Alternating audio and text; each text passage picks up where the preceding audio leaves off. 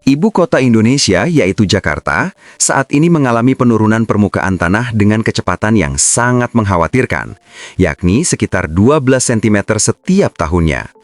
Apabila tidak segera diambil langkah nyata dan serius dalam beberapa tahun mendatang, kota metropolitan ini beresiko besar benar-benar tenggelam dan berada di bawah permukaan air laut. Meski demikian, skenario buruk tersebut sebenarnya masih bisa dihindari.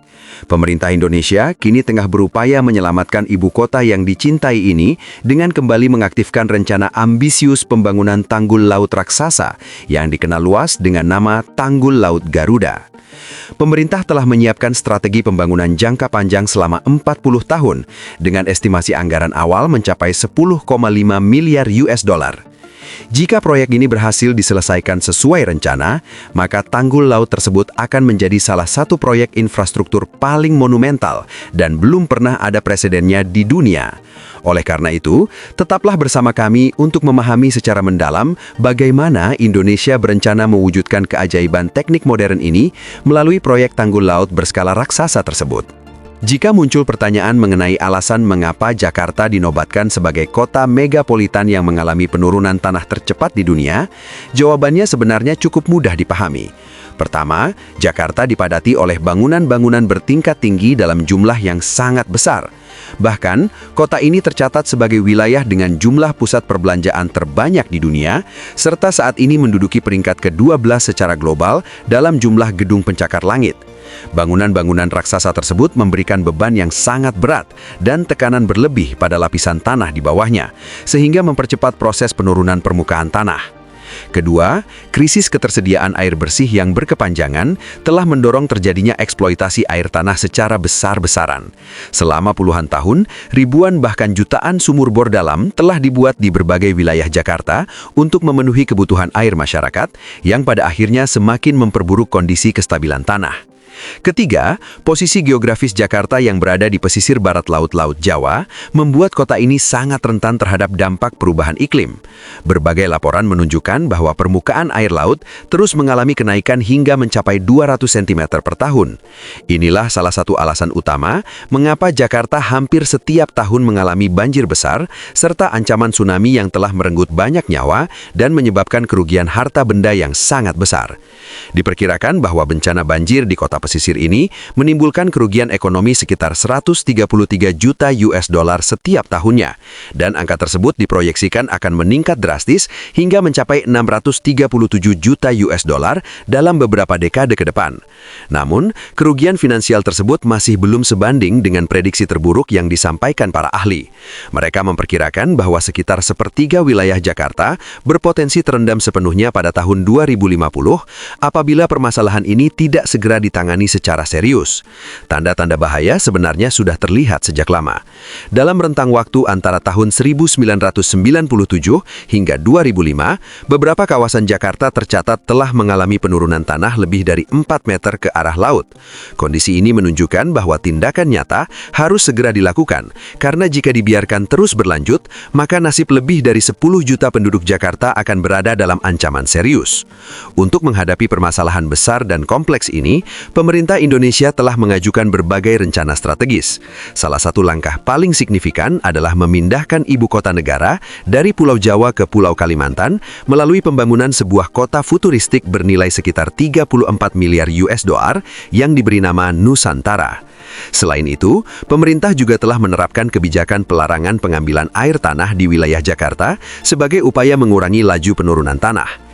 Namun demikian, gagasan yang paling ambisius dan kontroversial adalah rencana pembangunan tanggul laut raksasa yang akan mengelilingi seluruh kawasan kota. Sayangnya, ketika ide pembangunan tanggul laut ini pertama kali diperkenalkan pada tahun 2010, proyek tersebut menuai penolakan keras dari berbagai kelompok lingkungan hidup serta sejumlah politisi daerah. Mereka berpendapat bahwa proyek ini berpotensi merusak mata pencaharian masyarakat pesisir serta menghancurkan ekosistem laut yang sudah ada. sebuah koalisi yang terdiri dari kelompok lingkungan dan sosial yang dikenal sebagai Koalisi Masyarakat Tolak Tanggul Raksasa atau KMTT, menyatakan bahwa alih-alih menyelesaikan persoalan penurunan tanah dan banjir pesisir, proyek ini justru dikhawatirkan akan memunculkan berbagai permasalahan baru. Tanggul laut raksasa tersebut dinilai dapat mempersempit wilayah tangkapan ikan dan mengancam kelangsungan hidup para nelayan. Selain itu, proyek ini berpotensi merusak habitat alami serta keanekaragaman hayati pesisir yang selama ini berfungsi sebagai pelindung ekologis bagi masyarakat sekitar. Namun demikian, seiring berjalannya waktu, Jakarta terus menunjukkan tanda-tanda kemunduran yang semakin serius. Setelah lebih dari 1 dekade berlalu, wacana dan rencana pembangunan tanggul laut raksasa tersebut akhirnya kembali dihidupkan sebagai salah satu upaya terakhir untuk menyelamatkan ibu kota dari ancaman tenggelam. Airlangga Hartarto, selaku Menteri Koordinator Bidang Perekonomian Republik Indonesia, dalam sebuah forum seminar, menegaskan betapa krusialnya pelaksanaan proyek tanggul laut raksasa ini. Ia menyampaikan bahwa sejumlah wilayah di Jakarta saat ini mengalami penurunan permukaan tanah hingga 25 cm setiap tahun, yang disebabkan oleh eksploitasi air tanah secara berlebihan, serta pembangunan perkotaan yang berlangsung sangat masif. Kita sangat membutuhkan keberadaan tanggul laut raksasa untuk menghentikan laju penurunan tanah, sekaligus mencegah banjir rob yang terus berulang, ungkapnya. Lebih lanjut, Airlangga menjelaskan bahwa proyek tersebut dirancang untuk dibangun dalam 3 tahap pembangunan yang akan berlangsung hingga melewati tahun 2040, di mana 2 tahap awal diperkirakan membutuhkan anggaran sebesar 10,5 miliar US dollar. Sementara itu, nilai pendanaan yang dibutuhkan untuk tahap ketiga hingga kini masih belum diumumkan secara resmi. Berdasarkan rencana yang telah disusun, Tanggul Laut Garuda akan memiliki panjang sekitar 25 mil dengan ketinggian mencapai kurang lebih 80 kaki dan akan berlokasi di kawasan Teluk Jakarta bagian utara. Struktur tanggul ini direncanakan dibangun di sisi timur dan sisi barat teluk dengan tujuan utama untuk menarik partisipasi dan investasi dari sektor swasta. Tidak hanya berfungsi sebagai pelindung dari laut, permukaan tanggul juga akan dikembangkan menjadi sebuah kawasan perkotaan terpadu yang mencakup berbagai fasilitas strategis seperti bandara, pelabuhan, jaringan jalan tol, kawasan hunian, kawasan industri, fasilitas pengolahan limbah, waduk air, serta ruang terbuka hijau, dengan total luas pengembangan mencapai sekitar 4.000 hektar. Selain itu, proyek ini juga mencakup pembangunan 17 pulau buatan yang diperkirakan mampu menampung sekitar 2 juta jiwa. Pemerintah menargetkan penyelesaian pembangunan kedua sisi utama tanggul tersebut pada tahun 2040. Di sisi lain, pembangunan tanggul pantai dan sungai sepanjang kurang lebih 30 km di wilayah pesisir Jakarta sebenarnya telah berlangsung sejak Oktober 2014 dan ditargetkan rampung pada tahun 2030. Proyek ini merupakan upaya penguatan terhadap tanggul-tanggul lama yang sebelumnya mengalami kerusakan dan jebol saat banjir besar Jakarta pada tahun 2007. Pada tahap akhir yang direncanakan pada tahun 2050, pemerintah juga akan membangun sebuah waduk air tawar di dalam kawasan Tanggul Laut Garuda. Waduk ini dirancang untuk menjadi solusi jangka panjang terhadap krisis air bersih di Jakarta. Air yang ditampung berasal dari curah hujan, serta aliran dari 13 sungai yang melintasi wilayah Jakarta, sehingga ketergantungan masyarakat terhadap penggunaan air tanah dapat dikurangi secara signifikan.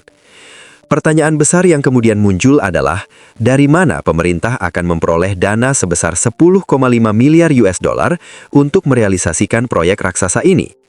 Mengingat keterbatasan anggaran negara, pemerintah memutuskan untuk menggunakan skema kerjasama pemerintah dan badan usaha atau KPBU, karena proyek ini tidak memungkinkan untuk dibiayai sepenuhnya oleh negara.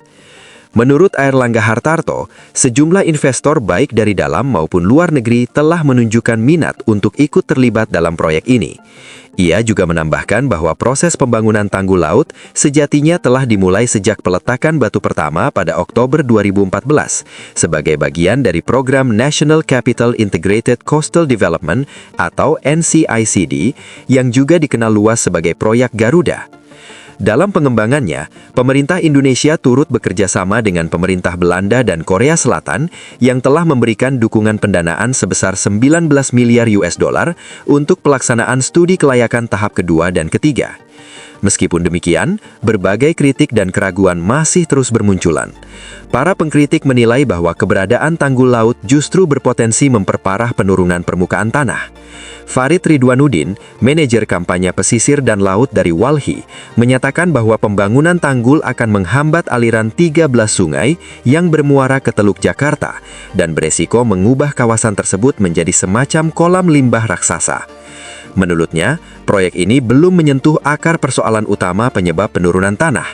Ia pun menyarankan agar pemerintah lebih memprioritaskan langkah-langkah rehabilitasi pesisir, seperti penanaman kembali mangrove, serta pemulihan bantaran sungai yang saat ini padat permukiman, agar kembali mendekati kondisi alaminya.